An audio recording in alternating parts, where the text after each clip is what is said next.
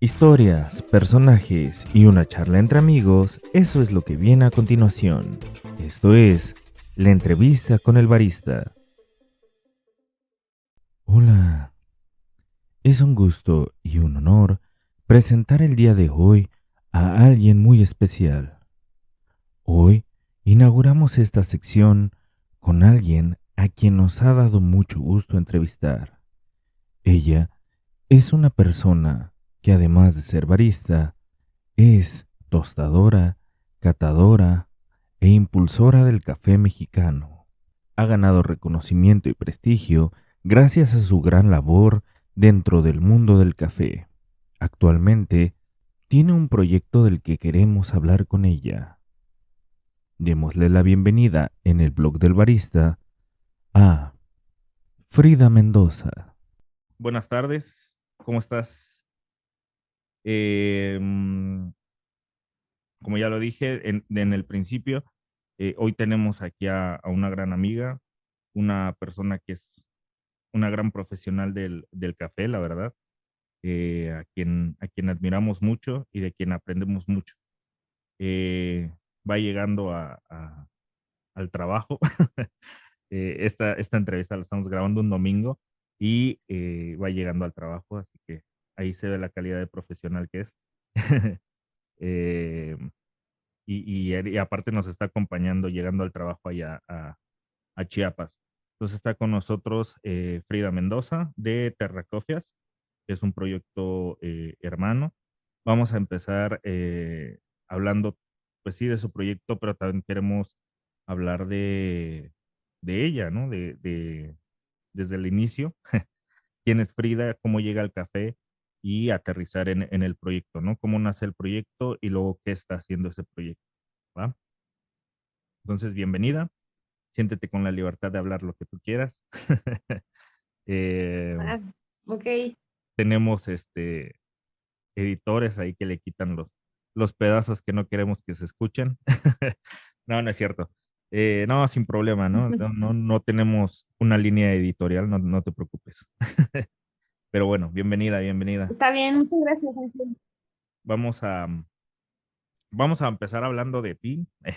Yo te conocí hace unos 6 años, más o menos, si no mal recuerdo. Eh, y ya te conocí como alguien interesante dentro del mundo del café, pero pues yo creo que sería bueno ver desde dónde viene, ¿no? Eh, yo te conocí trabajando fuera del mundo del café, pero ya sabía que estabas en esto. Entonces, para no decir la edad, ni hace cuántos años, eh, pero, pero ¿cuándo empiezas en este mundo del café y por qué?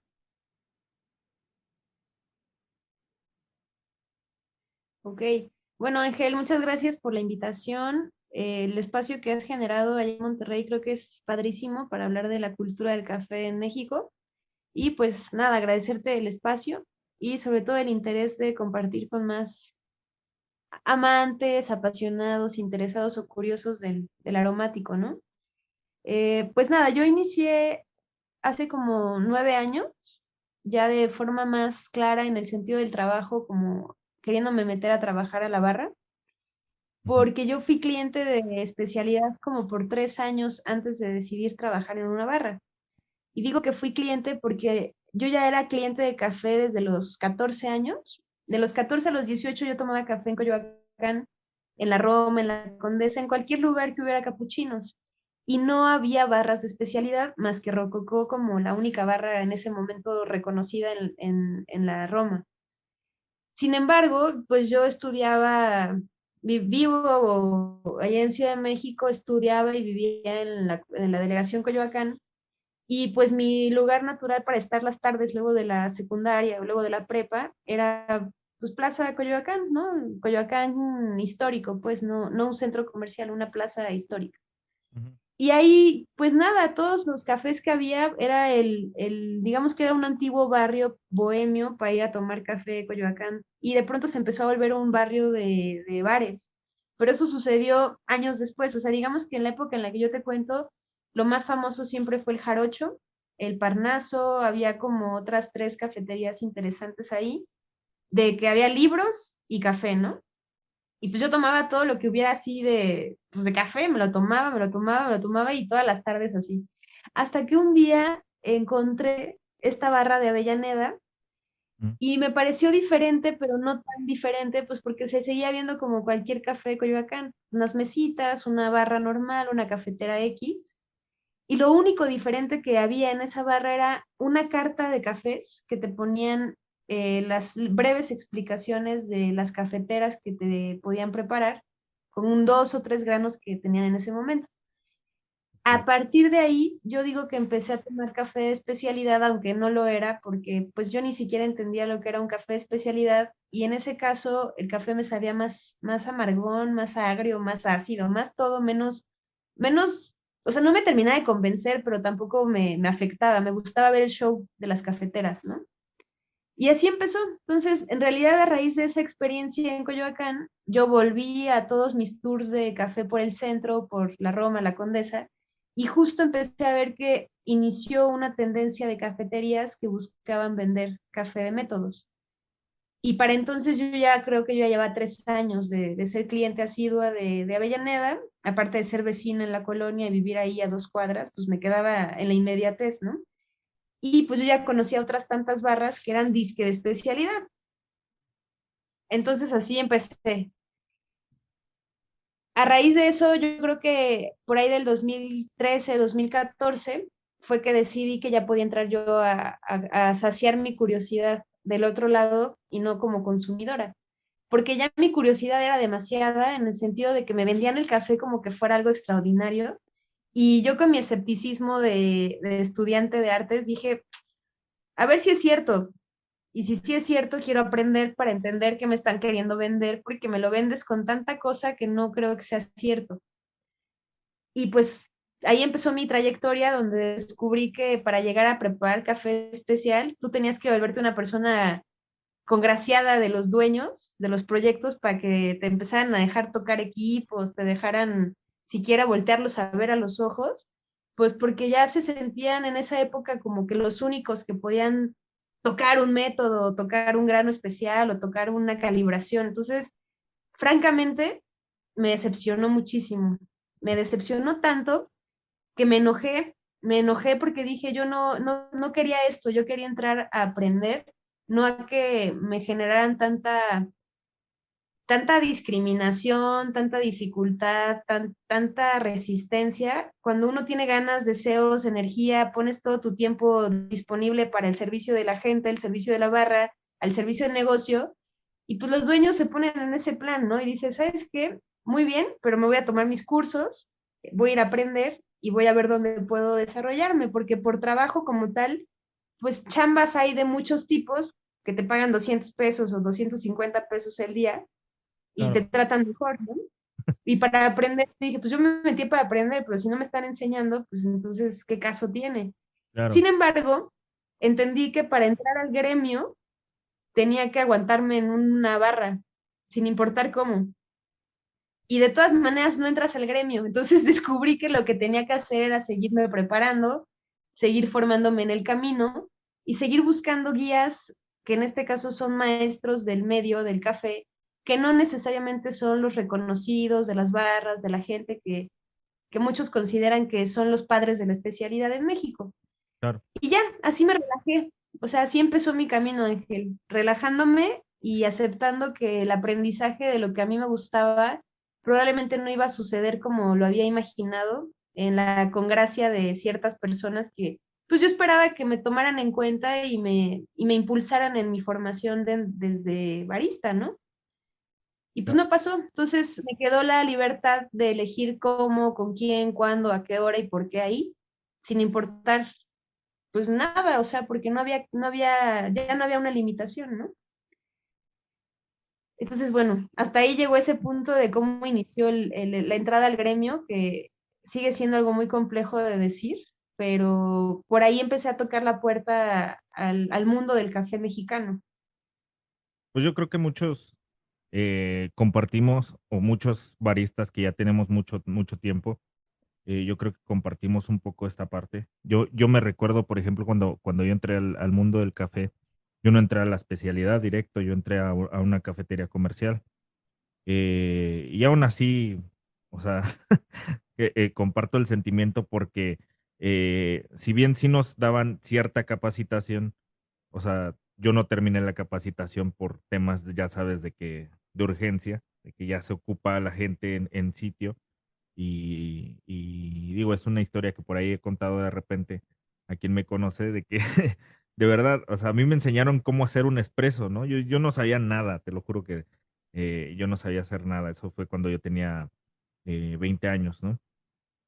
No sabía hacer nada dentro del café. O sea, obviamente creo, como muchos habíamos tomado solubles. eh, em, a veces ir a cafeterías pues comerciales, para no decir marcas, ya sabes, a tomar fotos y demás. Em, pero a mí me enseñaron a preparar un espresso como en aquel entonces era, estoy hablando de por ahí del 2011, 2012, un espresso comercial donde ya es que se le pegaba y tanto show. Eh, y ya, eso fue lo que me enseñaron, ¿no? Entonces me acuerdo que entro a la barra al día siguiente que me dicen, no, sabes que pues, te presentas en la barra y yo, bueno, ahí voy. Y me dicen, bueno, pues como vienes de la capacitación, pues quédate en la máquina, ¿no? Para que practiques. Y yo, bueno. Y lo primero que me pidieron fue un capuchino, ¿no? Y yo así ¿cómo se prepara esto? ¿Qué botón le pico aquí para que salga el capuchino, no? A mí una vez me enseñaron a hacer expresos. Y, y pues la verdad es que sí, y el gerente pues, me gritoneó, ¿no? Y sí, sí me quedé así de, pero pues no me enseñaron, a mí no me enseñaron, ¿no? O sea, no es mi culpa. Pero pues yo creo que partiendo de esa parte de las malas experiencias, pues yo de ahí también empecé a buscar los cursos, a buscar,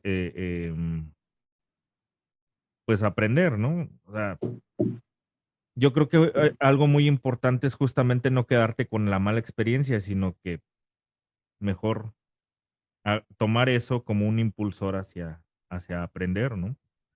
Y está bien interesante que partas de eso y de ahí para arriba, porque pues yo cuando te conocí yo ya sabía que tú tostabas. Y dije, órale, qué interesante, porque yo para ese entonces yo ni sabía ni cómo se tostaba, ¿no? O sea, ya entendía toda la parte interna de una barra, pero no todo lo que había detrás, ¿no? Y Ujú. pues, la verdad es que es una parte bien interesante y es algo de lo que no me gustaría que nos hablaras. Primero, em, cómo fue ya después esa parte de tostar y cómo fue el punto de dejar, pues desde la Ciudad de México, que era tu punto de inicio, y cómo empezar a trabajar ya en el campo, ¿no? Que es ahora lo que estás haciendo antes de llegar a lo que es tu proyecto que ahora haces. Em, Porque yo me recuerdo haber platicado con uno de tus maestros y, y me decía, ¿no? Que pues eres muy buena con el tostado. Entonces, ¿cómo pasas de la barra al tostado y luego cómo pasas del tostado al campo? Porque te fuiste como muy al revés, ¿no? De cómo viene el café. Ujú. El café viene desde el campo hasta la taza y tú empezaste de la taza y te fuiste para el campo. Y Sí, está muy justo interesante. así fue, ¿no? Es que justo así fue porque, mira, Ángel, cuando yo estuve en barra, los años que estuve en barra fueron 2 años y medio, y Ujú, obviamente con todas sus dificultades de apreciación de los dueños y que si te consideran que eres o no el barista para su proyecto, ya sabes, hay como todo un coqueteo ahí. Y yo era pésima coqueteando, o sea, yo no sabía coquetearle a nadie, y menos a un dueño de algo. O sea, yo acababa de estudiar artes plásticas, venía de una formación académica muy, pues muy buena, ujú, y me parecía grosero el hecho de que no nos trataran dignamente igual a todos, ¿no? Que hubiera tanto favoritismo y que porque uno sabía hacer arte latte y el otro acaba de llegar y que no iba a ser capaz de hacer arte latte. Y yo pensaba, bueno, si te dan las bases de la ejecución de una cremado, si te explican en breve el fundamento de un espresso, seguramente en 2 semanas de práctica sales con 3 figuras de arte latte sin problemas. Pero no, ahí entendí que en realidad una cosa es el gremio en el sentido de la barra y otra cosa es el barista que le interesa el café. Entonces yo me di cuenta que yo prefería ser una barista que tenía interés genuino por el café porque yo crecí en una zona cafetalera en Michoacán y yo crecí con cafés de Uruapan y con sabores de cafés bien elaborados desde el campo. Entonces, cuando empiezo a desarrollar este interés ya en la edad más grande, o sea, a los 22, 23 años, 22 años, ahí fue cuando decidí que yo me debía de formar para poder generar una cultura al cliente, porque los clientes llegaban preguntando muchas cosas y yo me sentía cada vez más torpe de no darles las respuestas que yo quería darles, porque me quedaba con respuestas de lo que leía en Roast Magazine o con lo que leía en el blog del Memorias o lo que leía con Barista Kim. O sea, me quedaba con respuestas así bien básicas de gente que pues tampoco había ido al campo, ¿no? O sea, era como pues, pues esto es lo que sé, Ujú. porque otros lo dicen en algún lugar. Y a raíz de esto fue que me eché para atrás un paso más, porque obviamente aprendí a hacer expresos, obviamente aprendí a hacer arte latte y todo lo que tenía que hacer en barra, pero yo no entendía el grano, no entendía, cada vez que me llegaba un grano a la tolva, pues yo no entendía nada y todo el mundo hablando que la calibración, todo sí, pero no entendía el grano, o sea, no importa que calibres, no importa que hagas un expreso, lo que importa es saber qué te vas a tomar. Y en esa lógica, como yo ya no entendía el grano, pero yo ya entendía la máquina de espresso, ya entendía la ejecución de una infusión corta o larga de café, dije, pues ahora voy a buscar entender el grano, porque sobre eso no sé nada. Claro. Y el ejercicio natural era irse a aprender a tostarlo. Y ahí empezó el vía crucis otra vez, porque no había quien te quisiera enseñar a tostar, no había quien tuviera necesidad de un tostador de volúmenes o de maquilas, no había quien, o sea, no había la necesidad en la industria, pues porque las transnacionales lo tienen resuelto. Y Claro. los proyectos más chiquitos que surgían en esta época tostaban con tostadores hechizos, o tostaban con el famosísimo trejo de 3 kilos o de 1 kilo, y muy pocos estaban tostando con cilindros pequeños, porque los cilindros que había en México en ese entonces eran muy grandes, o sea, eran cilindros de la época cafetalera. Sí. Entonces, es muy difícil encontrar quién te quisiera enseñar algo de café tostado. El único evento en esa época que para mí fue una alternativa de aprendizaje fue la cumbre latinoamericana del café, Ok. porque su plan de oferta de cursos y capacitaciones era internacional. Entonces yo ya había ido a las expos cafés 2, 3 años y todo el tiempo veía la industria, el consumo, las máquinas, las competencias y me encantaba porque yo de hecho entré a la barra para querer hacer barismo y entrar a las de brew, ¿no? O sea, competir como barista de brew, esa era mi hijita, así mentalmente dije, yo quiero hacer brew y competir y tal, pero dije, voy a aprender de café primero.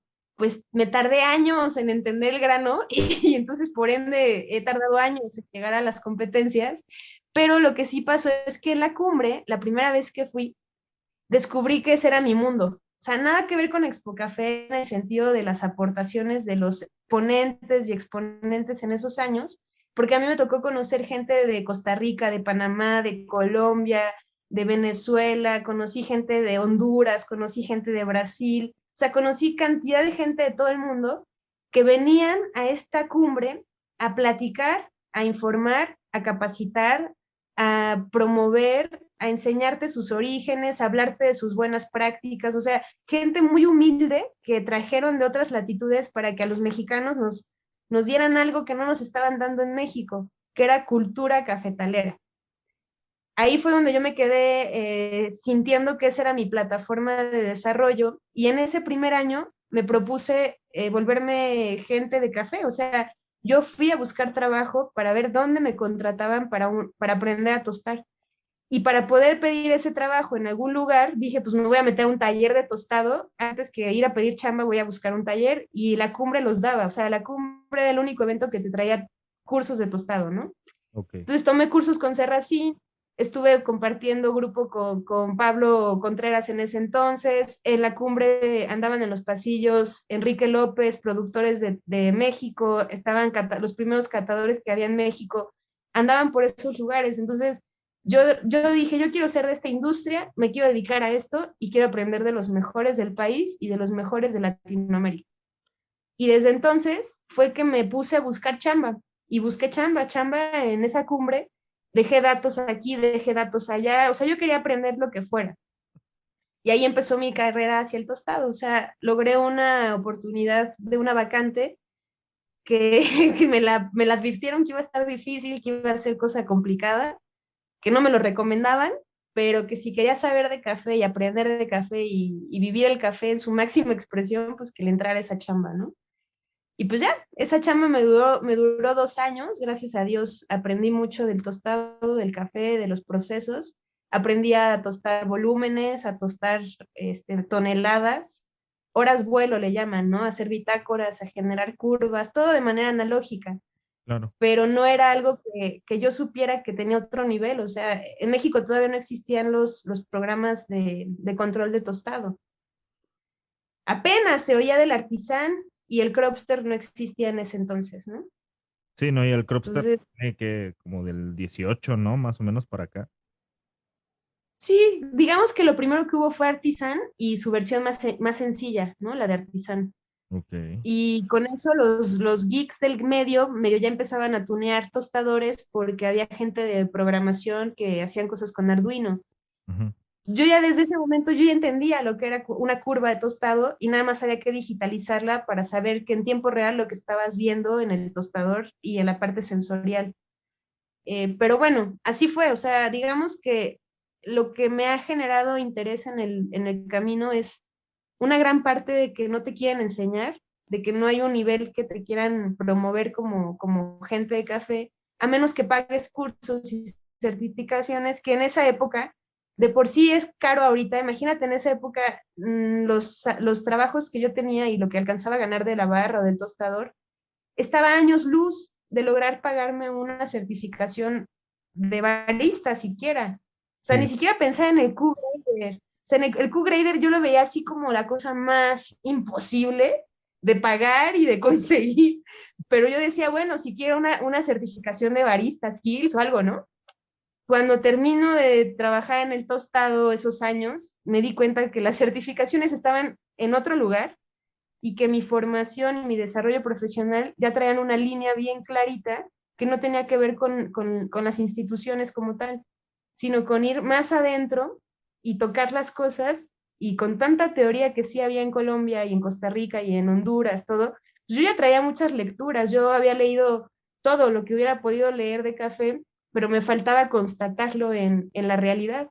Ujú. Y así fue que me tardé todavía 2 años más después de que dejé ese trabajo en pensar en irme al campo. Antes de eso, prefería ahorrar dinero, comprarme un tostador y poner mi casa tostadora Ujú. para poder después irme, porque yo dije, ¿cómo me voy a ir al campo y no tengo ni con qué comer si no voy a estar trabajando en una barra y tal? Dije, no, pues voy a hacer mi negocio y voy a vender café, ¿no? Sí, sí, sí. Y justo así empezó, o sea, así empezó mi búsqueda de irme lejos de la ciudad y empezar a profundizar en lo que yo ya tenía de conocimiento.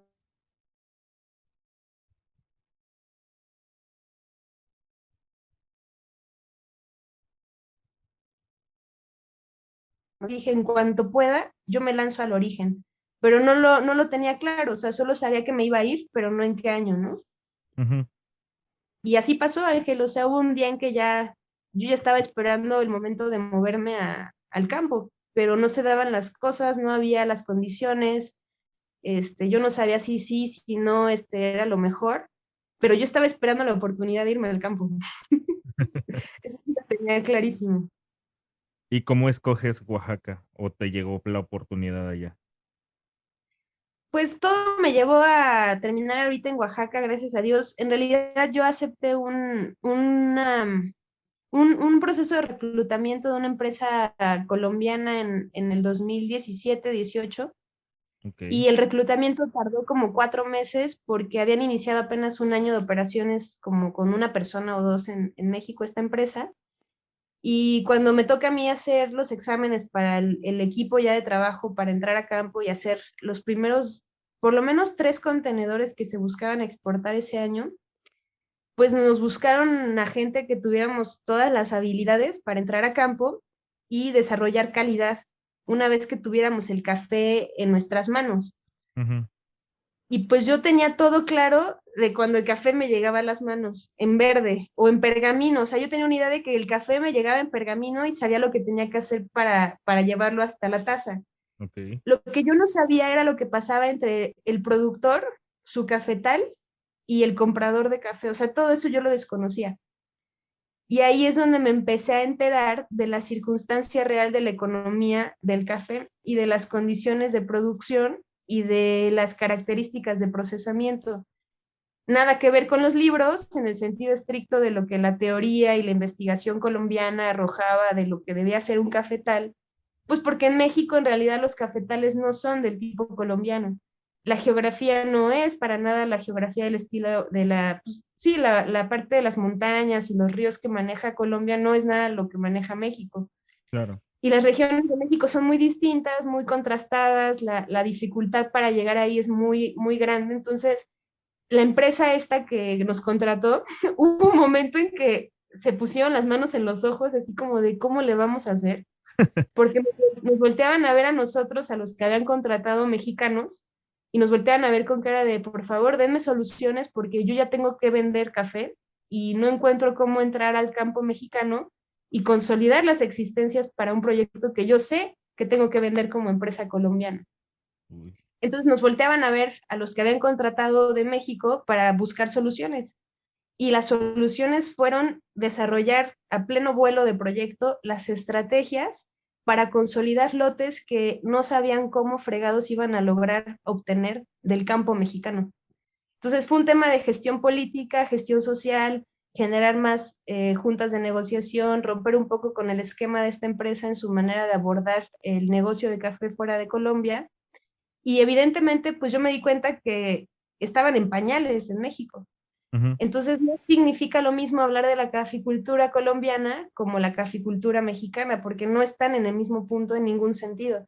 Y ahí fue cuando me di cuenta que esta empresa, tarde o temprano, nos iba a reventar como equipo porque no tenían claro lo que estaban buscando ni cómo lo estaban buscando. Y la logística que habían puesto para la operación en esos años, pues dejaba mucho que desear para obtener el resultado que querían. ok, Entonces, una serie de contradicciones que a mí lo único que me hizo pensar fue, si duro un tiempo más en esta empresa, va a ser muy difícil que yo quiera seguir trabajando en café, porque fueron jornadas muy extenuantes en ritmos de trabajo y de viajes muy fuertes, en comunidades donde no había a veces servicios y tenías que quedarte ahí en estancias cortas a generar tostiones, a comprar café, cosas muy difíciles de consolidar en un país como este. sí, Y la empresa no lo entendía y nos exigían números, nos exigían calidades, nos exigían tanto y uno llegaba y les decía, oye, es que esto es lo que hay, esto es lo que encontré, esto es lo que hay, esto es lo que encontré y te decían, no, eso no, recházalo, recházalo, no lo queremos, no nos sirve. Y tú así de, oye, pero hay que capacitar gente, hay que enseñarles para que pueda haber este café que tú quieres. No, no, no, nosotros nada más vamos a ir con los productores que lo sepan hacer. ¿Sabes cuánta gente sabía hacer café especial en ese momento en México? En el México profundo. no, pues no, sí, ni Nadie. ahorita, Nadie, o sea, nadie, solo los finqueros de mucha tradición y los ujú, pocos productores de renombre de ese momento que claro, tenían capacidad adquisitiva podían hablar de un lote de especialidad. Todo lo demás es un café artesanal que apenas y se da en la mata porque apenas sí había café. Entonces, fue algo muy fuerte, Ángel, o sea, cuando yo me salgo de la ciudad y entro al campo, me di cuenta que estábamos viviendo un espejismo allá en la ciudad, ¿no? Un espejismo bien bonito de lo que es ser un país cafetalero. Y ahora que me dedico a esto ya de lleno en campo, pues así fue que empecé, o sea, empecé viviendo en Puebla, me fui a vivir por un tiempo en Chiapas, me fui a vivir a Oaxaca otro tiempo estuve otra vez en Puebla, y así estuve como por casi 2 años yendo entre Puebla, Oaxaca, Chiapas, Veracruz, y no logrando las metas que buscaba la empresa porque no le metían al plan de trabajo, porque ellos pensaban una cosa y la realidad era otra. ujú. Entonces, Las a raíz de cosas eso es es, que me salgo. el papel dice que se tiene que hacer esto, como ingenieros, ¿no? A Ujú, ver, la obra tiene que salir así de derecha, pero sí, no se ponen a ver cómo está el terreno, ¿no? Y dices, pues sí, sí, para que te quede así necesitas consolidar todo el terreno, si no, no te va a quedar. así es. Y eso no lo querían hacer, o no sé si lo quieran hacer ahora, pero empezó a haber un dejo de trato muy duro tanto al equipo como a las personas con las que íbamos, que eran los productores. Mm, Y hubo un momento en que yo dije, a ver, yo soy mexicana, yo parto de que soy mexicana y que me interesa mi país, y si me interesa la industria del café, yo no puedo ir y exigir algo sin primero llegar y ofrecer algo que pueda yo hacer para mejorar las condiciones del campo. Y claro, me pareció que era yo la más incongruente del mundo, trabajándoles a los extranjeros para sacar lo mejor de mi país, sin darle nada a mi gente, explicándoles nada, sugiriéndoles nada, pero claro, sí llevándonos lo mejor, ¿no? Dije, no, esto no va conmigo, esto no tiene que ver con mis valores, y yo prefiero ver de qué manera empiezo desde abajo con ellos y no al revés, queriendo llegar a decir, no, pues tú no tienes calidad, así que contigo no quiero, ¿no? claro. Y ya, así fue que decidí años después renunciar a esta empresa y me ofrecieron trabajo en otra empresa justamente para desarrollar un plan de calidad que había y que hay necesidad de desarrollar en México, ¿no? Y Claro. fue que llegué a Oaxaca. O sea, Oaxaca me invitó a trabajar en una empresa familiar y a raíz de esto fue pues que yo empecé mi camino más claro de cómo dedicarme de lleno al café sin pensar que el café es nada más lo que sucede en las barras o lo que sucede en las ciudades como muy bonito que me vendes un café muy bien hecho, ¿no? Claro. Está complicado. Yo lo entiendo en la parte del barismo, porque yo no he estado tanto en campo.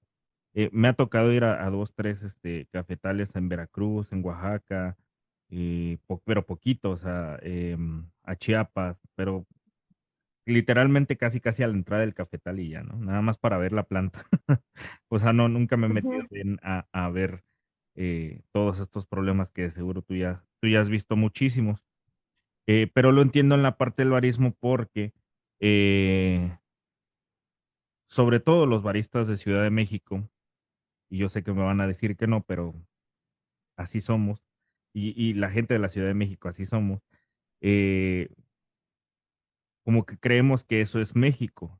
Y cuando sales de ahí, te das cuenta de muchas otras realidades. Entonces nosotros en Ciudad de México tenemos el café de especialidad, no, pues que tiene que ser así, así, así, así y tal.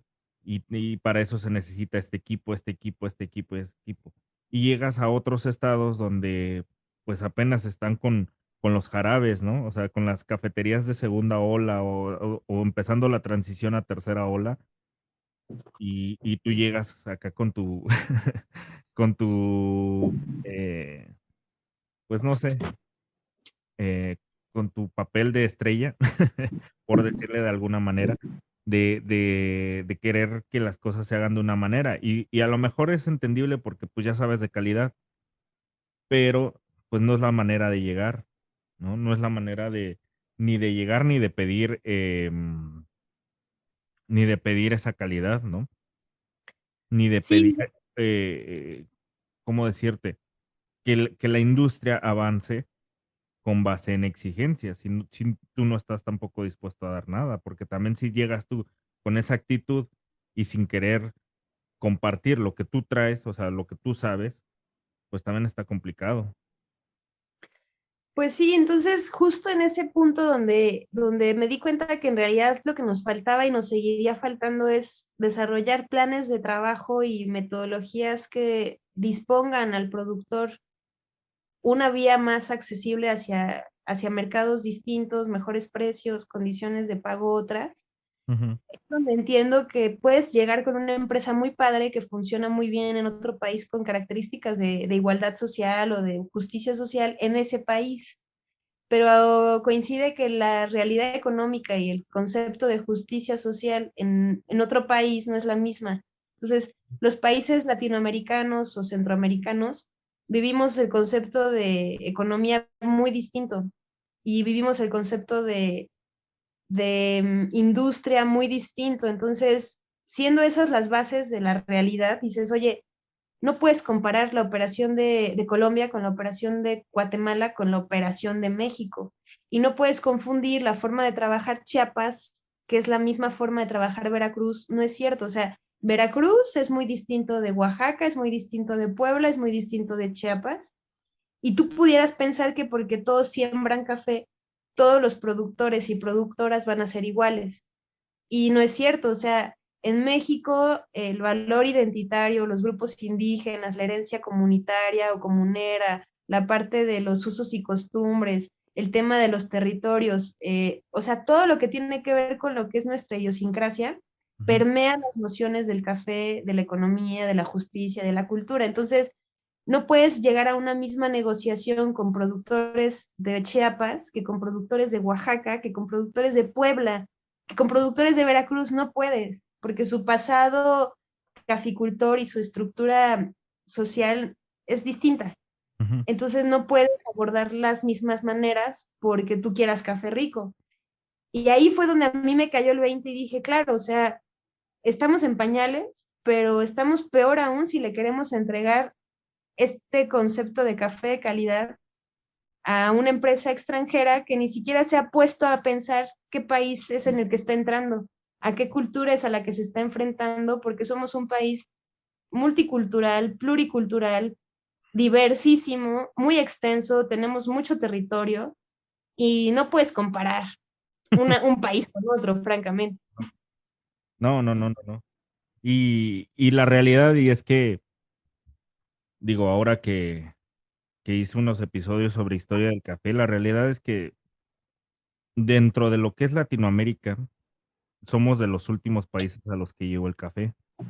Y hay países que por ende traen una cultura cafetalera más desarrollada desde el campo, porque a lo mejor llevan más tiempo eh, sembrándolo. Por ejemplo, yo alguna vez escuché, dice, simplemente vean las fotos de los cafetales de Brasil, ¿no? Cómo están cuadraditos así. Y vean las fotos de nuestros cafetales, ¿no? Cómo son así como donde cayeron las semillas, ahí creció la planta. O sea, son sistemas de cosecha, de siembra y de cosecha muy diferentes, ¿no? No podemos compararnos con ese tipo de cosas porque pues nunca vamos a ni a llegar ni a un punto bien, ni tampoco podemos empezar a partir desde eso, ¿no? Necesitamos crearlo a la manera de lo que es aquí. Pues sí, mm, digamos que México tiene una base de cultura cafetalera muy buena, muy sólida hasta los años 70. De los 70 a los 80 hubo una degradación del sistema por el manejo del IMECAFé en su estructura de exportaciones y de acopios regionales. Ujú. Y luego vino el desmontaje del IMECAFé, que terminó de darle un antes y un después a la industria porque se desarmaron las cooperativas y se desarmaron los beneficios que pertenecían a grupos organizados. Y entonces volvió a quedar el abandono del campo para los caficultores campesinos que no eran hijos de finqueros, que venían de capital extranjero cuando en la época que llegaron a México como familias españolas, familias europeas, familias de otro continente, pues, y Claro. que llegaron a adquirir territorio. Entonces, ¿qué quiere decir? Que México tiene muy clara la tradición de la finca extensa, y hablamos de cientos, o sea, de cientos de hectáreas de producción de café en México, en el sistema de finca. Ujú. Y cuando fue el IME Café, era la producción de las fincas más la producción de los micro o de los pequeños productores que no eran finqueros. Entonces, hubo un momento de mucho apogeo en México que se juntaban los volúmenes de los finqueros, que hablamos de cientos de hectáreas bien procesadas, bien sembradas, bien todo, bien nutridas, porque había dinero del café. Y Claro. también los pequeños productores recibían sus cuotas y su manejo por parte del gobierno un poquito más correcto. Cuando viene el debacle del IME Café, les empieza a ir mejor a las fincas, se extingue la noción del microproductor de calidad o competitivo en producción, y entonces sucede lo que empezamos a ver en los 90, que es que surgen las nuevas fincas en la tercera o cuarta generación tratando de rescatar la tradición caficultora y empieza a ver la degradación de los usos de suelo de las parcelas de café que pertenecen a los microproductores y cambian los usos de suelo a potreros y a siembras de maíz, a siembras de caña, a siembras de frutales, de cítricos, porque el café ya no era algo por lo que te pagaran, porque vino la crisis de los precios, vino el tema de las primeras plagas que arrasaban con los cafés criollos o los nativos. Ujú. Y en ese sentido, entonces viene la crisis del café en México, pero a lo que voy es, México tiene mucha tradición, tiene mucha cultura, tiene muchas variedades, tiene todo, pero no tiene centros o instituciones de formación a nivel federación. Y a raíz de esto es que puedes comparar cómo avanza un país en bloque con su federación de caficultores y cómo avanza un país que traía sus bloques organizados, se rompen estos bloques y entonces ya no hay una plataforma para decir que México es un país productor de café y productivo en sus cosechas. Sí, Entonces ahora sí viene el momento de decir qué es México y quién se está haciendo cargo del café mexicano. sí, Y esa es eso es donde una empieza. pregunta que me hacen mucho cuando damos talleres y damos esta parte como de la historia, ¿no? Justamente llegamos hasta los 80, por ahí del 86 creo que es cuando desaparece el Imecafé y de ahí para acá pues es complicado como darle ya un nombre a quién hace o quién lleva la batuta en cuanto al campo, ¿no? Han habido intentos por ahí dentro de la Secretaría de Agricultura, la SAGARPA, eh, intentos pero pues la realidad es que nunca han funcionado, ¿no? En el 16, 17 se hizo el famoso este documento que por ahí anda y lo puedes conseguir muy fácilmente, que lo hizo la Cámara de Diputados, que es el panorama del café, pero realmente son datos pues que no sé, o sea, son muy generales, ¿no? Y dudo mucho que alguien realmente haya hecho la investigación a fondo. Y partiendo de eso, te das cuenta de que no hay una preocupación real por, por llevar una batuta, ¿no? Simplemente, pues como todo, ¿no? Nada más nos interesa si deja dinero y si no deja, pues ni modo, ¿no? Pues sí, pero también creo que digamos que sería una lectura un poquito más reduccionista esta, porque en realidad la gente que todavía tiene café, a veces siguen sembrando y produciendo el café por el amor al campo, Ujú, porque la herencia de los abuelos, porque ellos todavía toman café rico de traspatio en las comunidades cafetaleras, versus las fincas que producen para venderle a las transnacionales o a las empresas que ya están ancladas en los territorios cafetaleros y que son los que acopian las producciones que existen, sean pepenas, sean cosechas de traspatio, sean pizcas del monte ahí como esté sembrado, no importa, pero van acopiando. ujú, Entonces, ¿qué quiere decir? Que estamos a partir de los 90 y de los 2000 en un periodo de reestructuración del manejo del suelo cafetalero, porque sucede que empieza la extinción del café por el manejo de plagas y el cambio climático, pero también empieza a haber una competencia porque ahora sí el mundo demanda cafés diferenciados, porque ya hay una tendencia a consumir cafés diferenciados y casualmente México, con sus características naturales y ecológicas, todavía pudiera decir que tiene cafés de altura, cafés de bosques mesófilos de montaña, cafés de bosques de niebla y cafés que pueden tener unas tasas muy, muy interesantes para estos consumidores que siempre han tenido la noción de que hay cafés de calidad y cafés commodities o cafés que se manejan como granel. ujú. Entonces, en este punto es que México tiene una gran oportunidad de volver a reestructurar su potencial productivo y su potencial de exportación o de autoconsumo, porque empieza a ver el interés de volver a producir, pero ya sin una figura que incentive la parte productiva. Ya lo haces a título personal o como empresa o como familia o como productor individual, ¿no? Sí, es al interés propio, porque a mí me preocupa, hace un mes, poquito más, se inauguró una planta de una transnacional grandísima allá en Veracruz.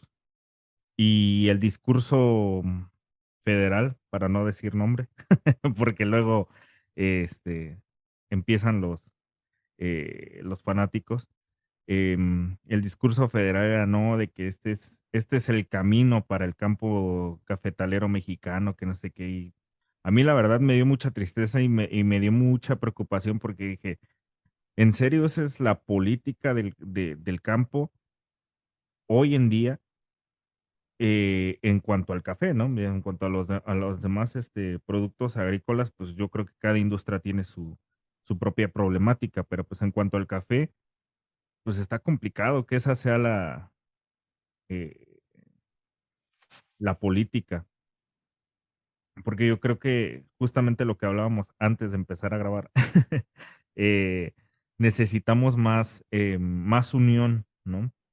En cuanto a todo. Yo veo que hay, no sé si sigan siendo cooperativas, pero hay como consorcios, por llamarlo de alguna manera, en Veracruz y está la Unión de Cafetaleros de Veracruz, ¿no? Por decirle el nombre. La verdad, no tengo el nombre claro ahorita. La Unión de Cafetaleros de Oaxaca, la del Chiapas, los de Puebla, pero son locales. A lo que voy es que son puras uniones locales, ¿no? Y son puros gremios locales, pero no hay uno a nivel federal, no hay uno que nos haga crecer en ese sentido. Y la pregunta sería, bueno, ¿y cómo llegamos a eso?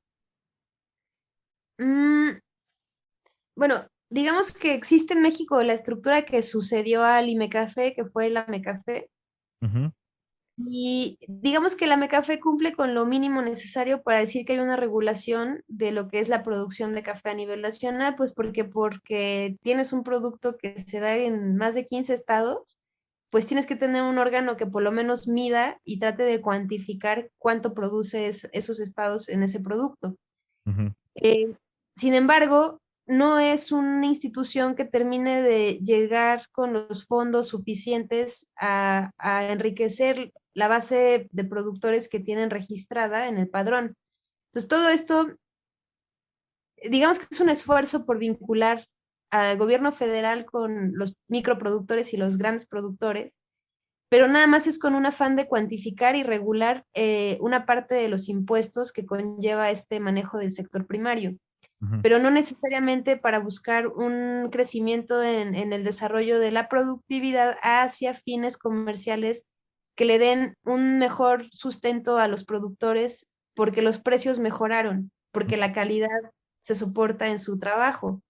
Entonces sigue habiendo varias brechas que tenemos que ir cerrando con personas como tú, con personas como las que están ganando en las nacionales de barismo, con los que están ganando en tostado, con otros embajadores del café a nivel nacional, que tenemos el gusto y el interés de generar una cultura que haga la diferencia desde el campo y no nada más a nivel de tasa y a nivel de mi propio proyecto y yo me quedo chiquito diciendo que manejo lo mejor y allá háganse bolas a ver cómo le hacen otros para obtener café rico, Claro, porque en realidad es una problemática que a todos nos tendría que involucrar de pensar cuánto café bueno va a haber en México el siguiente año, pues ¿no? estaba de hecho, hasta me da risa en el sentido de que a inicios de años, no me recuerdo si fue en febrero o marzo, hicieron una ponencia, no sé si la llegaste a ver, de que el panorama de México, del café en México de aquí a 2030, y hablaban de que justamente la calidad va a ser como el tema principal de aquí a 2030, la mejora de la calidad. Y eso lo dice, si no mal recuerdo, esa plática la hizo entre la Secretaría de Economía y la Zagarpa.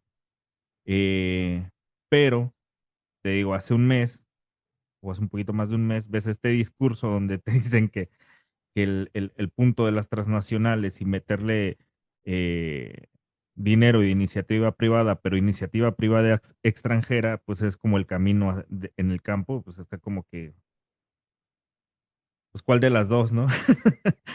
Cabe pensarse. Exacto, te quedas de que cuál de las dos, o sea, realmente entonces o no sabemos por dónde queremos ir, o unos dicen una cosa, otros dicen otra, y total que ninguna de las dos se hace, ¿no? Y entonces, pues al final del día seguimos con esta parte de que sean productores locales o empresas locales o iniciativas privadas las que empiezan a regir el mundo del café, ¿no? O las que no necesariamente empiecen, porque más bien ya llevan mucho tiempo rigiéndolo, pero las que van a seguir haciéndolo de esa manera. Sobre todo estamos hablando de café especial, ¿no? Café de calidad, porque pues, si nos vamos a café comercial, pues como dices, pues ahí a las grandes empresas no les importa de dónde viene ese café, simplemente con que sean granitos de café, sea el que sea, pues con eso, ¿no? Pero Ujú. el café de calidad, pues digo, lo estamos viendo y lo vemos como baristas en el mundo. El mundo está exigiendo buenos cafés, mejores cafés cada vez, y realmente preocupa que pues México se esté quedando en esa parte, ¿no? Porque sí hay esfuerzos locales, pero falta un esfuerzo pues más conjunto, digo yo. Así es, Ángel, tal como tú lo dices. Bueno, y entonces en ese sentido nace tu proyecto, que es, Sí, o sea, nace de que entendí que, a ver, ahí te va otra realidad. Existen los finqueros de familias finqueras de cuarta generación, de tercera generación, que lo que buscan es continuar en la tradición heredándole a los hijos, ¿no? Y ese fue otro momento muy duro en mi reconocer el camino que no tengo. O sea, yo no tengo una familia cafetalera, no tengo herencia de finca, no nací en una región, o sea, no nací en el cafetal, ¿no? Sin embargo, entiendo que me enamoré del café, me encantó entender el origen, buscar las mejorías, tratar con la gente, trabajar desde el campo, ¿no? Y me di con la pared cuando traté y quise ser parte de una empresa familiar, porque en el esquema de una empresa familiar tradicional no existe contratar a un profesionista de café, porque no existe la idea de un profesionista de café, porque existe la idea de un empleado que vas a traer trabajando como a los que traes trabajando en las fincas, ¿no? ujú, Entonces en ese momento yo dije, oye, pero yo tampoco soy una persona que trabaje a destajo o que sea una persona que trabaje al estilo pues, del campo. O sea, yo trabajo a nivel profesional en el desarrollo de la calidad para una industria internacional y no me puedes dar un trato como una persona no profesional y que no le pagues lo que te está aportando en tu empresa, aunque sea familiar. claro, Entonces yo ahí otra vez me di cuenta que no era el tipo de proyecto donde yo quisiera desarrollarme porque yo estaba viendo del ladito que en realidad pues había mucho más que hacer que no tenía que ver con solo trabajar con las parcelas o las fincas de la familia y o con los intereses de esta familia y no pensar en cómo hacer llegar más lejos las cualidades del negocio, ¿no? O las características de los beneficios. Entonces, lo único que hice fue pensar, sugerir una nueva manera de trabajo en donde yo propongo una estructura actual diferente, más contemporánea a las prácticas de lo que es la caficultura nacional y buscar una alianza estratégica con una empresa familiar que tiene todos los años del mundo y que conoce toda la infraestructura que se necesita para procesar café, pero que desconocen las realidades del campo y las realidades del mercado y las realidades de la calidad. Entonces hicimos un nuevo plan de trabajo en donde yo aporto todo el know-how, toda la estructura de calidad, todo el planteamiento comercial de las nuevas tendencias del mercado y la otra empresa lo que me aporta es su tradición, su solvencia en cuanto a que ya tienen tradición y manejo de infraestructura. Y entonces en conjunto empezamos a desarrollar una nueva estrategia de abordar el campo y de abordar el tema de la calidad de México para el mundo. Entonces yo te diría que mi proyecto nace de entender que yo no soy finquera y que yo no soy microproductora. Yo soy una persona que tuvo una formación académica, que se tituló, que es licenciada, que se formó en la industria del café desde la taza, el tostador, entré a campo, o sea, yo tomo mi posición real como ser del café y no tengo una tradición, tengo un presente que discutir, tengo un presente que resolver y tengo un presente que mejorar. claro. Entonces mi chamba como empresa es trabajar en el presente para el futuro, no pensar en lo que el pasado nos dejó, sino con lo que hay, qué podemos hacer de bueno para adelante. Y esa es mi visión como empresa y por eso hago esta diferencia entre ser o no ser de una tradición familiar y más bien ser hijo de la modernidad y buscar que México todavía necesita mejorar sus condiciones de vida para la sociedad en general, no Claro. nada más por unos cuantos, ¿no? El show de todo eso es resolver em, muchos temas que tiene el campo, el campo cafetalero, desde pues la calidad de las plantas, eh, el origen de estas plantas, los años que tienen ya plantadas, ¿no? Sus años comerciales que les dicen. Por otro lado, pues las nuevas generaciones, ¿no? Yo he escuchado mucho de muchos productores que ya las nuevas generaciones, pues ya no les interesa la parte del campo. em, Resolver la parte económica, porque una cosa es producir el café, pero luego y luego dónde, dónde lo vendo, ¿no? ¿Quién me lo compra? Eh, ¿Cómo lo vendo, no? Para darle a entender a la gente que pues esto es grano de calidad y que pues por ende no me cuesta 50 centavos, ¿no? Sino me está costando bastante más. Entonces es una serie de temas que hay que ir resolviendo y que está bien complicado, ¿no? Y para ello necesitas, pues, un equipo o por lo menos una buena mente que esté que esté detrás de todo ello. Entonces, en ese sentido, pues, yo siempre te lo he dicho, parece que tú eres una de esas mentes que dices: "Órale", porque tú sabes resolver mucho de eso, o por lo menos, pues, es lo que yo veo, ¿no? Sabes resolver mucho de eso y estás ahí para allá y para acá y en eso. Pero, ¿qué tan Pues sí, complicado es?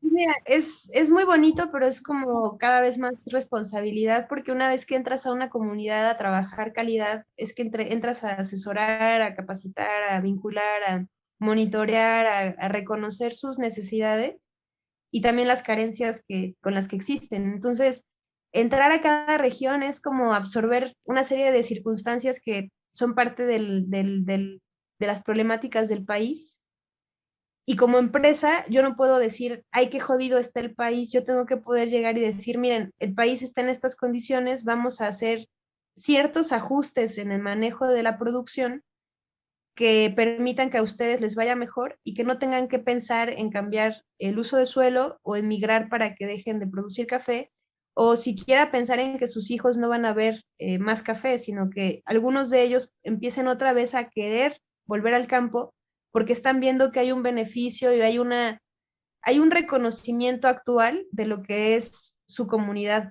como zona de producción de café. Entonces, digamos que la empresa tiene una responsabilidad muy grande desde el día uno, porque trabajo con familias y con seres humanos. Claro. Después de eso, trabajo con plantas y con el ecosistema. Y en conjunto, yo trabajo con algo que no está en la ciudad, que es yo les llamo como los guardianes de la montaña, porque son las personas que bien que mal cuidan el ecosistema y se encargan de que eso exista. Y que las transnacionales en muchas industrias, no solo en el café, lo que hacen es llegar y ser extractivistas de los recursos naturales. Entonces, mi chamba como empresa, más que ser un extractivista, es llegar y aportar, llegar y sugerir y llegar y poner. Entonces, por ejemplo, ahorita traemos un proyecto de desarrollo de semilleros, desarrollo de plan de reforestación con plantas óptimas por certificaciones de producción en los viveros donde traemos esas plantas, de que son plantas saludables, de que son plantas evaluadas en calidad. Y también estamos metiendo árboles de sombra para restablecer un poco el paisaje montañoso en las zonas en las que hay un grado de deforestación. Y también estamos trabajando con el tema de las implementaciones al suelo en cuanto a, se les llaman enmiendas, Ujú. enmiendas de suelo, pero también estamos desarrollando abonos. Entonces, todo va en un esfuerzo que se multiplica por familia, porque la empresa como tal aporta una parte de todo eso, pero las familias tienen que trabajar lo que tú les estás dando. Y al final, en conjunto, monitoreamos desde el corte hasta la consolidación de las entregas en pergamino. ¿Qué quiere decir? El punto correcto del corte, el manejo correcto de los procesos post cosecha, el alcance ideal de lo que podemos obtener en volúmenes buenos, Ujú. a mejores precios. ¿Y cuáles volúmenes no vamos a sacar en mejores precios, pero sí con precios por encima del contrato CEO de lo que marca la bolsa de Nueva York? Entonces, estamos tratando de hacer varios ángulos de trabajo para que las comunidades se restablezcan en poco tiempo hacia una idea de un futuro con café.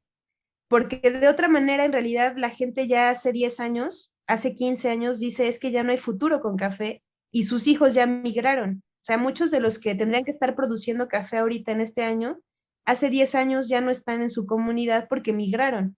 Migraron a los 10 años, migraron a los 12 años, migraron a los 14 años, migraron a los 15 años, hace 10 años. O sea que los chavos de 25, 30 años que tendríamos que estar viendo en el cafetal, no los encuentras. Te encuentras a uno que otro que decidió quedarse a cuidar a sus papás o a los abuelos. Pero la mayoría de los otros o se fueron a estudiar o se fueron no a estudiar y se fueron a trabajar. Pero se fueron, o sea, huyeron de la pobreza, porque realmente el campo mexicano vive con muchas carencias y hay una pobreza cada vez mayor. Entonces, estamos en un momento histórico donde remamos contracorriente, tanto a nivel de cambio climático como de brechas económicas por todas las crisis que acaecen después de pandemia y todo lo que tú quieras, ¿no? Juntarle ahí. Entonces estamos en un momento histórico, Ángel, para intentar marcar un antes y un después en las regiones cafetaleras. Pero todo eso va a ser sí o sí si empresas como la mía deciden tomárselo en serio y no nada más tener café para surtir unas barritas, ¿no? Claro, Que en realidad esa no es mi aspiración. O sea, mi aspiración es hacer que México mejore su calidad, sus volúmenes de producción, su prestigio a nivel mundial en cuanto a que traemos grandes orígenes, buenas tasas, y que entonces podamos abarcar más tierra con mejores precios, con mejores compras, con más producción, pero no nada más sacando lotes ultra especiales de 30 kilos que le duran 6 meses a la barra fulana porque vende lotecitos en bolsita. ujú, Y eso no sustenta el campo, eso no hace que el campo sea más rentable, eso no hace que los productores quieran seguir produciendo café por 30 kilos que vendieron muy buenos. Ellos quisieran vender muy bien todo lo que pueden producir, porque tienen hectáreas que todavía pudieran producir, pero no producen porque no tienen con qué. claro. Y en ese sentido, pregunta incómoda, dicen por ahí. ¿Qué tan, eh, qué tan positivo es el hecho de que existan entidades como lo son los certámenes, llámese Tasa Excelencia, eh, llámense las competencias, que si bien no trabajan directo con el campo, en el caso de las competencias, pues sí son como un escaparate para dar a conocer el resultado de ese trabajo. Em, ¿Qué tan positivos son para crear un mercado para todo ese volumen, digamos? Porque para micros, como dices, para microlotes y volumen, pues en pequeño y así muy especiales, pues yo creo que el mercado ya se creó desde hace algún tiempo, porque pues muchas barras, y ya no solo en Ciudad de México ni en las grandes ciudades de la República, pasa eso, ¿no? Y fuera de México, pues ya ni se diga, ¿no? Ya nos compran o ya les compran cafés a todos esos que logran los mejores lugares, pues se los compran en otros lados que ya ni siquiera en México los probamos, ¿no? Y si los llegamos a probar es pues, ya por obra de por obra de la Virgen, dicen por ahí.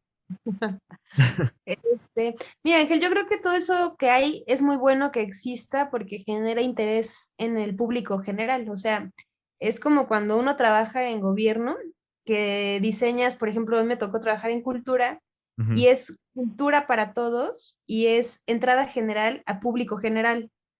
Esto significa que puede ser entrada gratuita. Entonces, la gratuidad de las cosas nos las va generando esta condición de que es un derecho. Entonces, los derechos en México se malinterpretan por el sesgo de la clase, ¿no? De que tienes dinero y tienes derechos.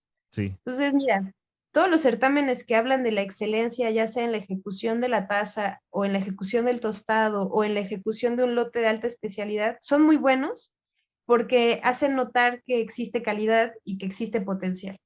Lo Claro. importante está en no olvidar que para que todo eso exista tiene que haber una franja productiva y tiene que haber un sistema de producción y tiene que haber una noción de trabajo colectivo a nivel nacional. Entonces, está muy padre que existan esos foros, que existan estos personajes que son sobresalientes hablando de preparaciones, de tuestes y de lotes, de procesos, pero sería todavía más importante que una vez que ganan, lo que sea que ganen a nivel nacional y se catapultan como representantes de México para el mundo, hicieran algo por México, más allá de promover su propia marca o más allá de promover su propio producto. Ujú. Porque en realidad ellos viven del producto de algo que se llama sector cafetalero. Y el sector cafetalero no vive de la compra de 30 kilos, vive de la compra de muchas toneladas que si las pagas a buen precio, el productor va a querer seguirse dedicando a producir café. Sí, No nada más va a querer hacer lotes de especialidad, va a querer sembrar café. Entonces, si la gente que gana se considerara un agente de cambio a favor de la industria y no nada más de sus marcas o de sus proyectos o de sus egolatrías, porque se siente muy chido ser chingón, yo no digo que no, todos nos sentimos chidos el día en que hacemos algo bien, claro. pero pudiéramos estar haciendo algo bien todos los días, aunque no nos aplaudieran en estos foros tan bonitos para que nos aplaudan, y Sí, que nos estuviéramos aplaudiendo nosotros todos los días de que le estamos metiendo a la chamba que es para que exista café. claro. Entonces, yo creo que nos falta abrir nuestro horizonte de acción como agentes de cambio y como seres que nos dedicamos a un gremio y que somos parte de una industria y no nada más como individuos que porque tenemos una capacidad o una destreza, ya nos suben en un altar y entonces ahora pues, te vuelves un santo yo no sé de qué religión, porque si fueras de la religión del café, pues estarías promoviendo una caficultura productiva, de calidad y de buenos precios y de volúmenes accesibles y de existencias reales. No nada más te preocuparías porque vendiera yo más mis tazas de mi marca, ¿no? Claro. Ojalá y existiera esa cultura, ¿no? Yo creo que pues al final del día es parte de la cultura que nos ha creado como país. Pero como dices, pues también no hay que ver tanto el pasado, sino ver el presente y ver cómo construimos el futuro. Y esa es la parte interesante. Ahora, nada más pasando a la parte del campo. em, yo te escuché apenas en una ponencia que hiciste, bueno, una pequeña entrevista que te hicieron durante las competencias. Hablaban sobre la parte de las plantas, es decir, de la renovación de las plantaciones, tener, no sé, especies o variedades exóticas frente a las tradicionales y cosas así. ¿Qué tanto se ve eso en el campo? O sea, sí es muy importante ya empezar con estas variedades y estas especies nuevas que están saliendo, o que por lo menos se sabe que tienen más calidad, o continuar con las variedades tradicionales que tenemos en campo, que ya se tienen en campo, y buscar la calidad de eso. Digamos que va a haber de las dos, o sea, es un cruce de los dos puntos, o sea, el punto donde tiene una producción o una siembra que es de conservación porque la tienes heredada de tus abuelos o de tus padres, Ujú. y hablamos de cafetales que llevan 35, 45 años, hasta 60 años, que vemos que no han hecho una renovación formal porque la gente no entiende lo que es renovar un cafetal porque justo no ven el beneficio de que renovando el cafetal vaya a suceder algo extraordinario para ellos, ¿no? Sin Ajá. embargo, atesoran el respeto a sus abuelos o a sus seres pasados, y en el atesorar a los seres antepasados no van a matar el árbol que lleva 60 años ahí, porque todavía da dos, tres Sí. bolitas de café. Entonces, lo que está pasando en realidad es que hay quienes entran con una claridad de que van a dedicarse todavía a café y necesitan la renovación, y Ujú. entonces van a renovar con el material genético que mejor se adaptó en la región porque la tienen sembrada y van a tomar las semillas correctas de las plantas correctas o los ejemplares correctos y van a reproducirlos. Pero también existen las alturas en donde hay gente que empezó a entender que el potrero u otro tipo de producción no era del todo lo mejor que se adaptaba a esa zona y vuelven al punto del café, pero ya preguntándose con qué plantas pueden obtener más volumen para dedicarse a vender más café, aunque sea un precio más bajo, pero decir que pueden tener un ingreso más consciente o más constante de su producto. En ese caso, empiezan a buscar las alternativas de materiales genéticos que dan más productividad y que tienen un cierto perfil de calidad. Y existen otros productores que tienen todo el interés de renovar con calidades por completo sobresalientes y sin importar las dificultades del cultivo. Entonces son los productores que son un poquito más arriesgados en la inversión y también en la visión de lo que quieren obtener. Ujú. Entre todos ellos hay un punto en medio donde habemos los que estamos queriendo tener sustentabilidad, rentabilidad, calidad, productividad, queremos tenerlo todo. Oh, Y entonces, gente como nosotros, como queremos tenerlo todo porque creemos que es posible, vamos asesorando para que sucedan todos esos procesos de manera simultánea. Quienes quieran el material genético exótico, bueno, sí, pero hay que asesorar en dónde, a qué altura, en qué pendiente, bajo qué cantidad de sol, qué manejo de orientación por cómo lo vas a sembrar, o sea, sí. Pero también existen los que dicen, oye, yo quiero hacer esto y tal, y dices, bueno, te vas a ir por la vía de los injertos, vamos a meterte una raíz más resistente con una parte de desarrollo de tasa, pero vamos a hacer un experimento en tu producción a los próximos 10 años. ujú. Existen los que simplemente les estamos pidiendo que hagan sus podas para que todavía lo que tienen les dé algo y que mejoren sus nutriciones y que mejoren sus abonos. Entonces, en realidad sucede todo al mismo tiempo, Ángel. O sea, sucede que hay toda la tendencia de transformación de los materiales genéticos por temas de productividad, pero también porque el tema de plagas. Entonces, para poder tener productividad, tienes que tener cero plagas. Sí, Entonces, para poder tener cero plagas y productividad, vas a tener que cambiar tu material genético tarde o temprano. Entonces, todo, digamos que todo es muy mezclado, no hay nada tan diferente. Lo que sí te puedo decir es que en Chiapas imperan las variedades de orden más resistente porque sus extensiones de siembra son en zonas medias bajas. Y lo que tienen de altura sigue conservando la parte de los criollos y empiezan a meter materiales más exóticos porque todavía pueden darse ese lujo. Sucede lo mismo en Veracruz. En Puebla y en Oaxaca es distinto, ¿no? Por sus manejos. Entonces, a lo que voy es, todo sucede al mismo tiempo en México, Ángel. Estamos en un momento de renovación, de sustitución de valores, de nuevas creencias, de generar nuevas tendencias. O sea, digamos que es un momento muy bueno para hacernos cargo de quienes queremos seguir pensando que va a haber café, café en barra, café en el tostador y café para muchos más años.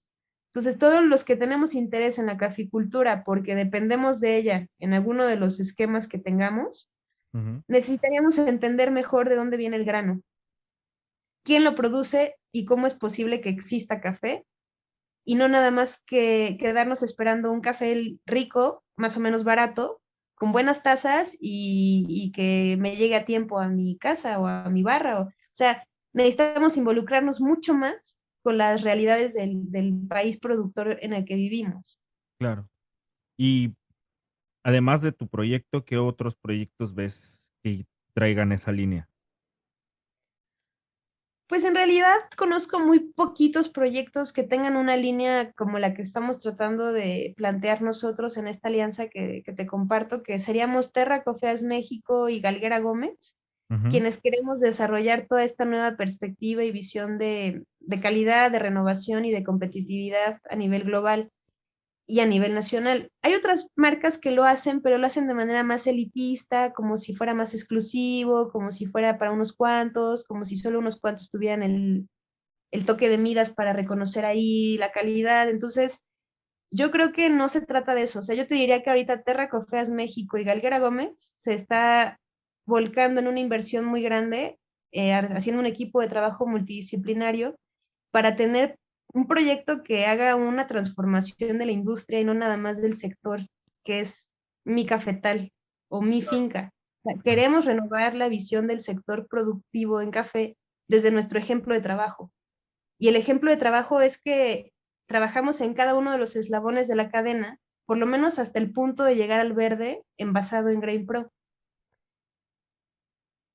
Pero todo lo de atrás lo estamos desarrollando con bases, con ciencia, con agrónomos, con químicos, con ingenieros en alimentos, estamos invirtiendo en catadores Q, estamos trabajando en muchas cosas que hacen que podamos decir que queremos dar un ejemplo de lo que es posible hacer con una caficultura bien imaginada y bien trabajada, a gran escala. Existen otros proyectos, pero ya son afamados, ya tienen renombre, ya movieron sus marcas, pero yo no he visto gran trascendencia en el modelo ni de producción ni de subsistencia de sus comunidades. Y de los que sí, pues todos lo sabemos, que existen 2 o 3 proyectos en el país que pueden evidenciar sus resultados sin tener problema de transparentar sus trabajos. Pero ¿cuántas empresas no te transparentan nada porque mejor no decir cómo lo están haciendo porque no me vayas a quitar mi negocio, no me Sí, vayas a quitar mi forma de yo hacer mi negocio? Entonces, desde ahí no creo que yo pueda hablar mucho de otras empresas. Yo hablo de lo que conozco, hablo de lo que hago y hablo de los proyectos en los que yo sé lo que está pasando. Entonces, no me atrevo a hablar de muchos más. no, la pregunta era en el sentido de que, eh, como dicen todos, ¿no? Suena muy interesante, pero ¿cuántos más lo están haciendo? ¿Y cuántos más necesitaríamos que lo hicieran para lograr el objetivo? Pues sería bueno que nos preguntáramos en un censo nacional si cuántos somos haciendo qué y cómo. De otra forma, pues están los afamados, que te digo, son 2, 3 por ahí, que son muy buenos, que lo hacen muy bien, pero hacen microlotes de 100 kilos al año y con eso no subsiste la caficultura nacional. Ciertamente. Yo estoy pensando en hacer, junto con la empresa y los proyectos que traemos, toneladas de alta especialidad, porque creemos que el campo tiene ese potencial de dar ese café. Y lo tiene. Sí, nada más hay que meterle caña, hay que chambear, hay que meter energía, hay que estar ahí todos los días, hay que chambear las cosas como Dios manda. Hay que trabajarlo. Sí, entonces, pues bueno, cada quien desde su trinchera, Ángel, yo creo que todo mundo que ame el café y que quiera seguir viviendo el café muchos años, nos tenemos que involucrar de una forma más horizontal, más consciente y con mucho más claridad de que somos un país muy desigual. Claro. Partiendo de esa desigualdad, tenemos que acortar las brechas en toda la cadena de valor del café.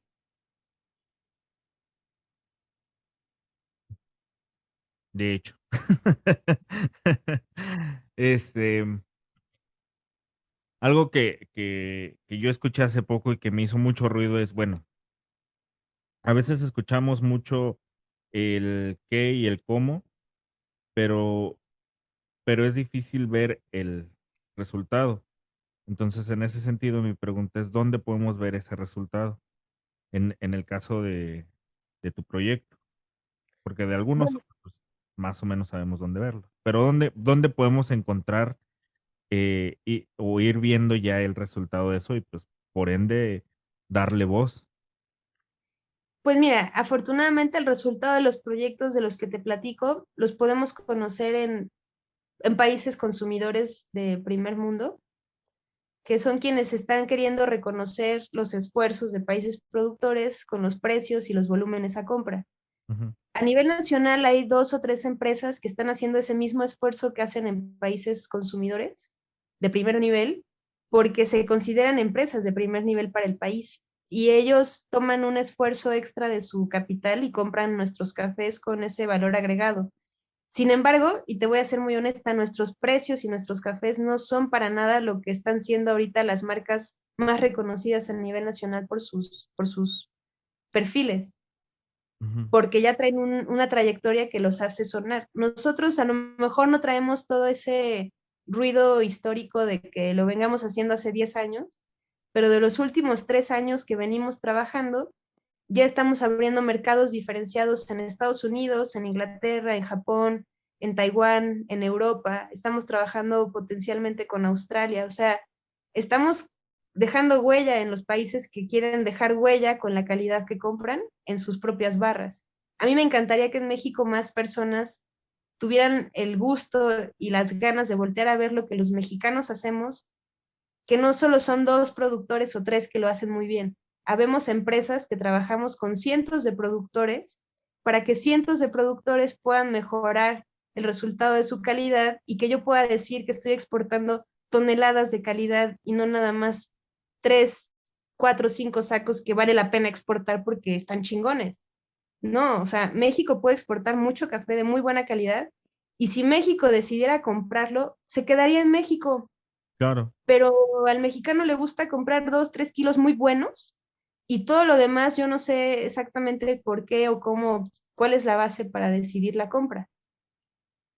Entonces, en México te lo vas a encontrar el resultado de nuestro trabajo en proyectos muy particulares, que con gusto te paso por escrito la información para no hacer comerciales, pero sí es un tema de pues nos falta pasión por el producto nacional, nos falta pasión por nuestra gente, nos falta pasión por conocer proyectos de nuestra propia autoría en México y nos falta abrir nuestro horizonte al consumo nacional, porque es más fácil que nos volteen a ver gente de otros países con su apertura cultural que el mexicano que se queda cerrado a comprarle al mismo productor todos los años que dice que es el mejor café del mundo. Yo no lo dudo, pero creo que hay que darle oportunidad a muchos más productores que también tienen nombre y apellido y que también hacen un gran esfuerzo por existir con café en sus comunidades. Y que claro. también puede ser café especial, pero bueno, ¿qué te digo? Eso va a pasar en unos años cuando abramos barras y promovamos directamente nuestro producto.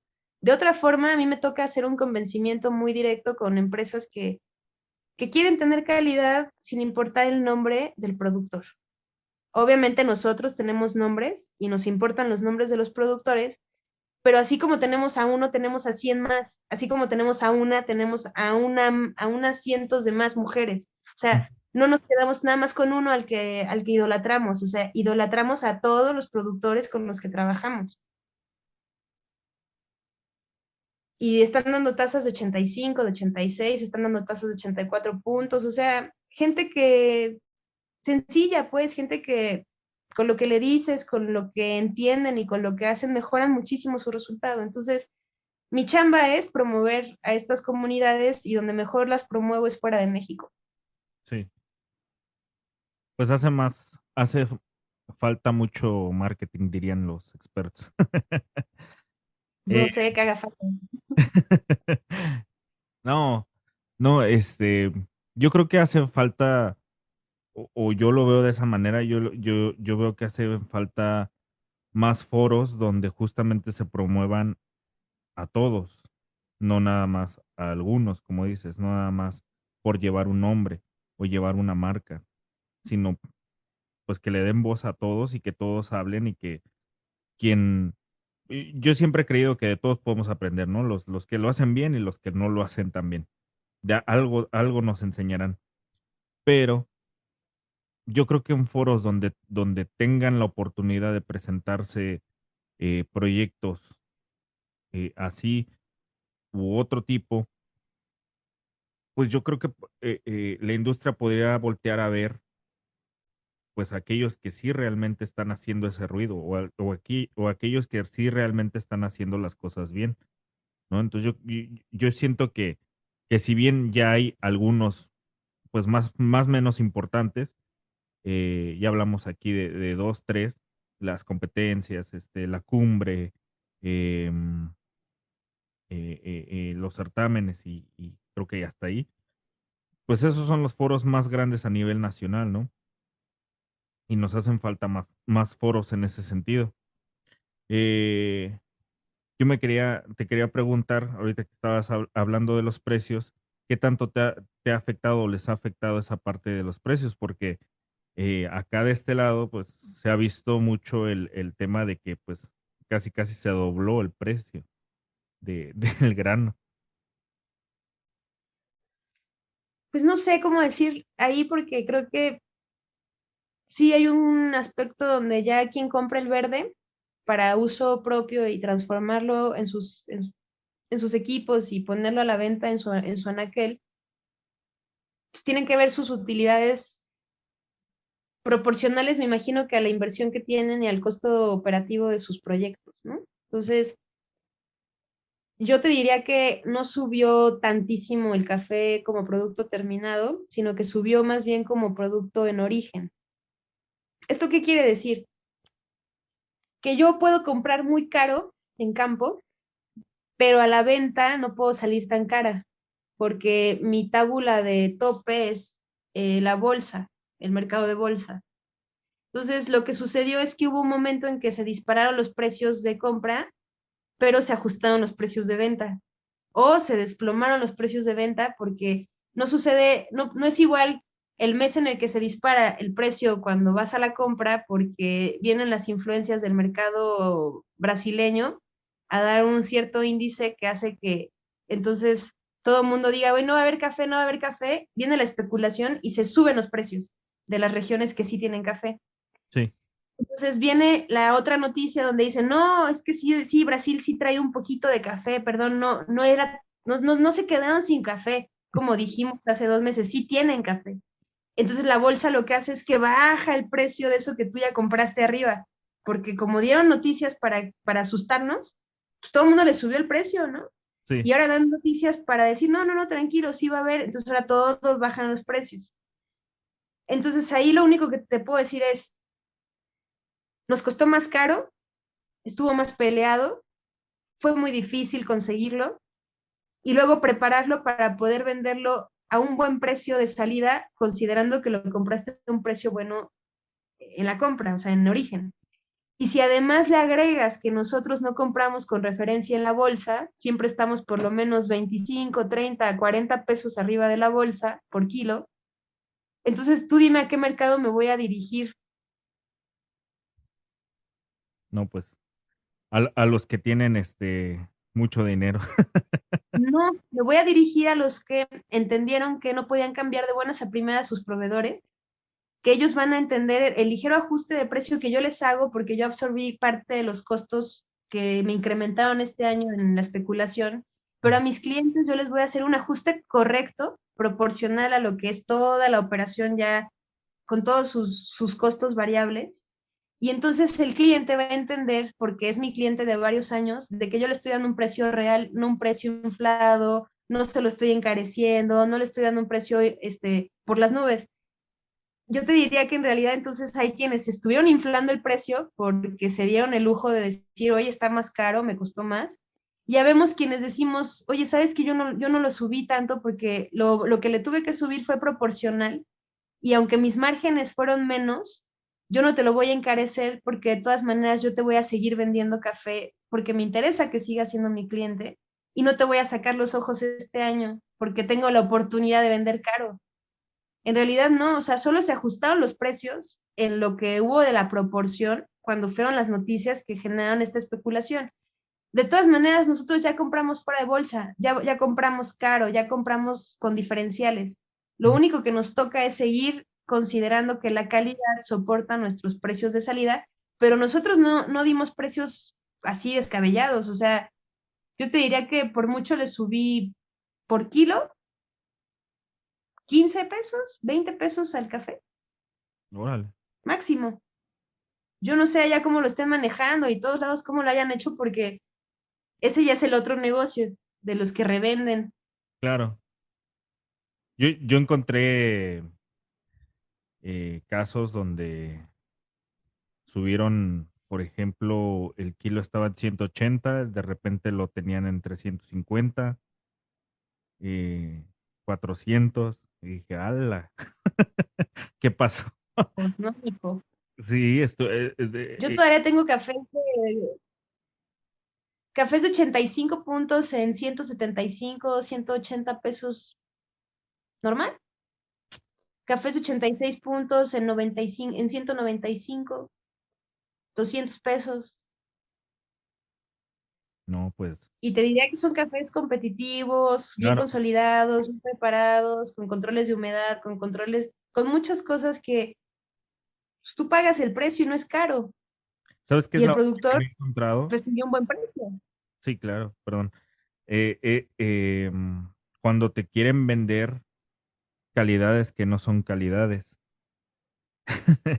Es decir, Pues cuando sí. tienen fichas del 2016, 2015, 2017, donde les dijeron este café es de 85 puntos y te las quieren vender en 2021, porque todavía no, o 2022, pero ya pasó la de 2021-2022, te las quieren vender con esas fichas cuando el café pues evolucionó, ¿no? Y aparte con sobreprecio. Entonces, me he encontrado mucho con eso. Y yo creo que ahí está, ahí hay otro buen tema para, Mira, ahí te va. Cuanto más te involucras en la industria, más entiendes dónde están tus costos reales. Cuanto menos te involucras y más te dejas llevar por lo que no sabes, más pagas precios que no son. sí, claro. Entonces yo creo que nos queda la tarea de aprender a trabajar correctamente en nuestro medio y conocer los costos que se acumulan en la cadena de valor. No nada más dejarte llevar porque alguien te dice, pues es un 86 y te lo voy a dar en 2.30, ¿eh? Se acabó. O sea, eso a mí no me da garantía de nada. Sí, ¿no? Y aparte la otra, cuando llega el tostador, luego también nos hacen falta muchos tostadores bien calificados para que lo traten bien. Pero bueno, ese, Pues sí, ese ya es otro tema. serán otros temas, Ángel, pero bueno, por ahora creo que ya Sí, dejé incendiada tu, te dejé incendiado tu blog con pensamientos no, no, no. vanguardistas y contestatarios y ligeramente revolucionarios. Pero está interesante porque también hay temas que nunca se hablan.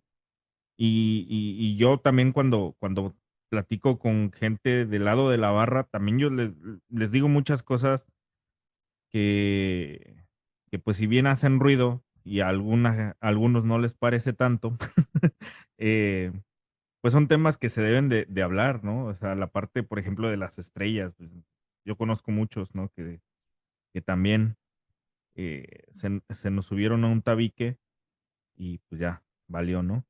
Y también conozco muchos Los otros. perdimos, yo digo que los perdimos, Sí. Y también conozco muchos a esos los que no, perdimos. que al contrario, también llegaron a las alturas, pero también entendieron la parte de el camino, ¿no? Que les costó y cómo poder extender la mano hacia abajo de, oye, pues vente, yo también te ayudo para llegar, ¿no? Que es algo que Así falta es. mucho. Pero bueno, entonces vamos a terminar nada más con una última pregunta que va a estar curiosa. Tú ya eres catadora Q, A ver, ya sabíamos que eres barista, eres tostadora, eres todo lo que se puede ser y hacer en el café, eres de todo.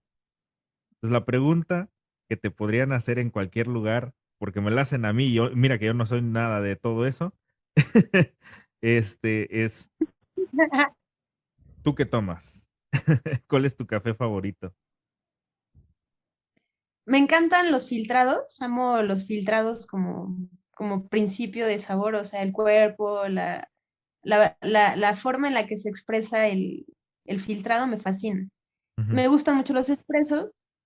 Y honestamente, como hago las cataciones de control de calidad, hay un punto en donde mi verdadero gusto es por evaluar el café en su mínima expresión, que es cuando lo mueles, o sea, lo tuestas, lo mueles, lo hidratas y en ese momento amo el café. O sea, amo el café cuando se expresa porque lo estás poniendo a la mesa a que te diga quién es. Ya después de que lo conoces, pues ya puedes hacerlo de mil formas, claro, pero a mí me fascina que sea inmediatamente de que se tostó después de sus horas de desgasificación, molerlo y olerlo, ponerlo en la mesa, hidratarlo y olerlo. En ese momento para mí es fascinante. Ya lo demás es probarlo y descubrir lo increíble que es en boca. Pero digamos que yo amo el café de catación. bueno, pero tú tienes la fortuna de estar catando casi diario. Sí, en temporada sí, casi diario y ahorita que estamos en campo, pues extraño las mesas de catación. Ya sé, te tienes que llevar tu termo, aunque no sabe igual. Ya Así después, mero. ya después de un tiempo, Sí, ya. pues nada, tomo el café que hay en las comunidades y trato de entender lo que... Sí, sí, pues al final terminas tomando lo que hay. Al final todo es café, pero pues sí se extrañan los buenos cafecitos y más hechos por uno mismo. De repente también te pega esa parte Sí, no, de si no me lo hago de yo. ya me quiero hacer mi café, ¿no? Ya quiero el mío. Sí, bueno, pues vamos a dejarlo hasta ahí con la invitación siempre abierta em, para el micrófono.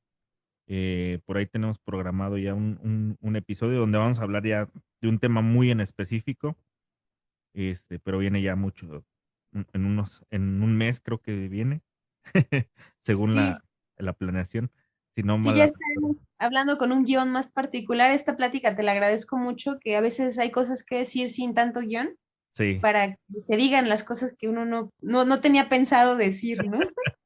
sí, esa es la idea. Esta entrevista es más eso, más conocerte a ti, conocer a tu proyecto y pues también lo que tú tengas que decir. Entonces, esa es la idea.